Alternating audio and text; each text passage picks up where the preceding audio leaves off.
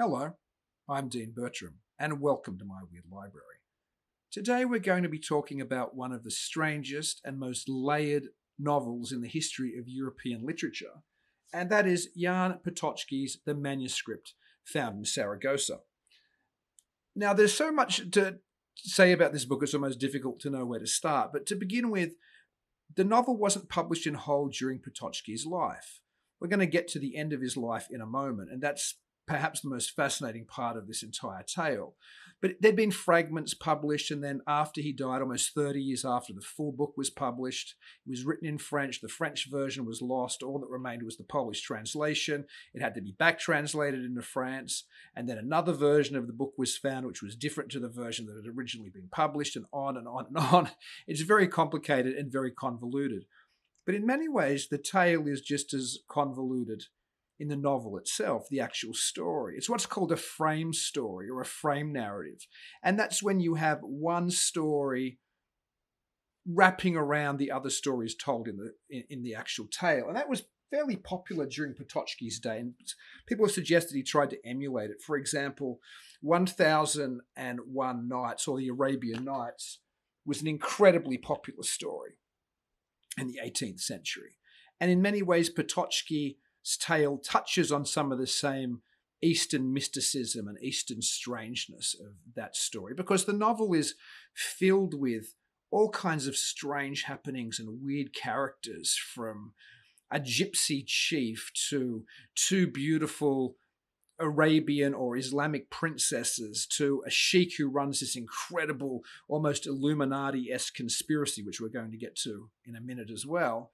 And just this array of characters who are met within the story and then tell their own tales, and then go on to tell tales about other characters who go on to tell their own tales, and so on. So sometimes you find yourself 5 layers deep within one person's narrative before it comes back to a higher level within this nest of tales. In many ways, like Russian dolls, there's one inside another, And we're not going to talk too much about those, other than perhaps to say that it starts when the city of Saragossa during the Napoleonic Wars is being sacked, and a French officer discovers a manuscript, which is the manuscript of the book, the manuscript found in Saragossa. And that book tells the story of a young captain of the Walloon Guard from almost 70 years before, and his exploits. And they're very complicated, but let's just say one of the earliest exploits is when he's seduced by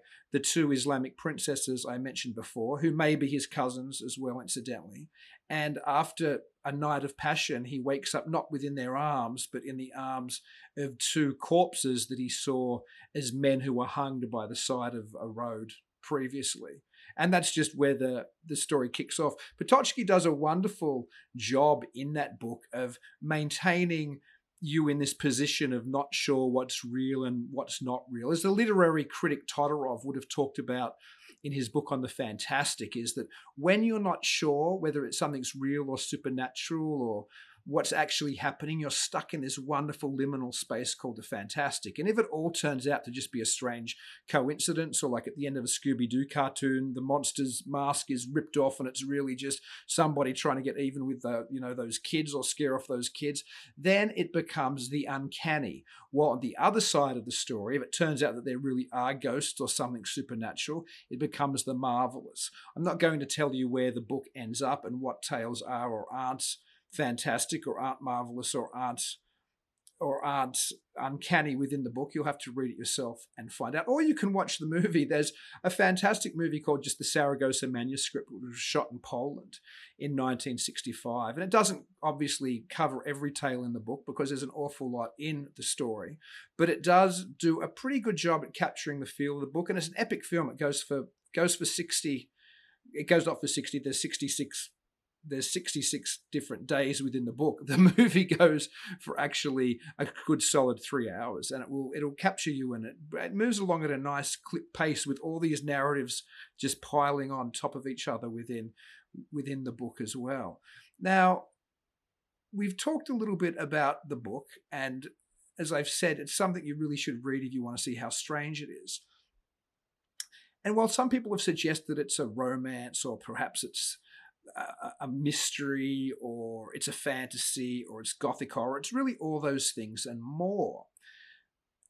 Potocki was fascinated with the supernatural and was fascinated with secret societies. He was a man who'd done everything from being one of the first persons who flew in a hot air balloon to he'd fought the Barbary pirates, to he ended up having a valet he picked up on his tour of the world who was actually, I believe, Turkish and stayed with him for the rest of his life. And he dressed in things like fezzes in an Eastern garb. He was quite the character. And throughout his travels, some people have suggested that he became involved in the type of secret society that he talks about within the book. Now, in the book, it's an Islamic secret society that pulls a lot of the strings.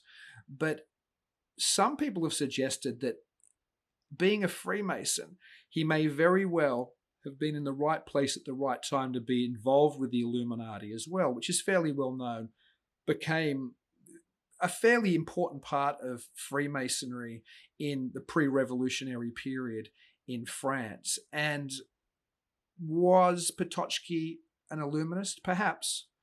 I mean, some people have certainly suggested that he had such an interest in those things, if he had the chance, that he might have joined. But by the end of his life, the French Revolution had really fallen apart. The Napoleonic Wars had, ravaged across Europe. He himself had become depressed and melancholic and in ill health. He retired to his castle, which actually I believe was where the Ukraine is today, somewhere there. And in his depression, he began to think, so the story goes, that for some reason he was turning into a werewolf. Now, in history, not in history, today we tend to think of people become werewolves because they've been bitten, right? And that's what the horror movies in Hollywood has taught us. You get bitten by a werewolf, you become a werewolf.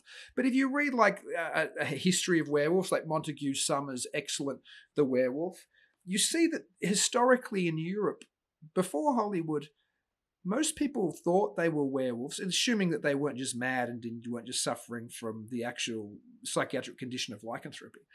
They often believed they were cursed, or they made a pact with the devil, or some supernatural agency was transforming them into a werewolf. And I suspect that Potocki thought he was becoming a werewolf, it might have been because of something he had done, or some curse that he might have thought somebody might have put upon him. Anyway, he began to polish the knob of, I believe, a silver like sugar bowl, which he'd pulled the knob off it, which was like strawberry shaped, so kind of bullet shaped as well. He polished it supposedly for a very long time, loaded it into his pistol and shot himself in the head, which is a very sad end to a rather marvelous life. But even in death, there's some degree of mystery. Apparently, he'd invited a neighbor over that afternoon who'd found his body, and apparently a priest who visited actually slipped in Potocki's brains, which is just terrible.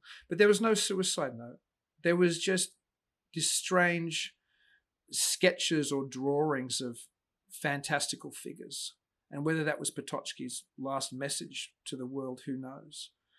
And why Potocki thought he was becoming a werewolf, or so at least the legend goes, also who knows? But his life was wonderful and strange and ultimately tragic. And the book is wonderful and strange, and I'm not going to tell you if it's ultimately tragic or not. But it's a book that anybody who has an interest in the weird should really think about reading. Another interpreter or another scholar has suggested that perhaps the book is actually, because there's a Kabbalist in the book, perhaps the book is actually a Kabbalistic ritual, because I think there's 10 main narrators within the book, and that commentator has suggested it represents that type of tree of life that you might have seen in Kabbalah, the 10 points of the 10 narrators, and that's the main character has to go through this kind of ritual to, achieve some type of ultimate enlightenment. Whether Potocki ever achieved that enlightenment or not, who knows? I've enjoyed speaking to you about one of my favorite novels today. If you like this video, please like it, and also please subscribe to the channel. And until I get to chat to you again. Keep it weird.